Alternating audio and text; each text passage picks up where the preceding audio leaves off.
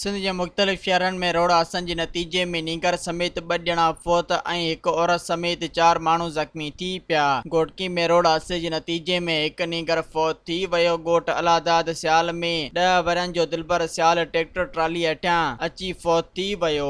इतला मिलण बाद पुलिस हादसे वारे हंधि पहुची नींगर जो लाश खणाए अस्पताल पहुचायो, जितां ज़रूरी कार्रवाई बाद मड़ वारसनि हवाले कयो वियो। बाढ़ वेझो रोड हादसे जे नतीजे में हिकु ॼणो फौत ऐं औरत समेत 4 ॼणा ज़ख़्मी थी पिया। ॻोठ साईंदा जुणेजो वटि वेन ब्रेक फेल थियण सबबि कल्टी थी पई। हादसे जे नतीजे में वेन ड्राइवर मक़बूल उनड़ फौत थी वियो, जॾहिं त इमना खातून, इख्तियार उनड़ ऐं मोहम्मद अली समेत 4 ॼणा ज़ख़्मी थी पिया।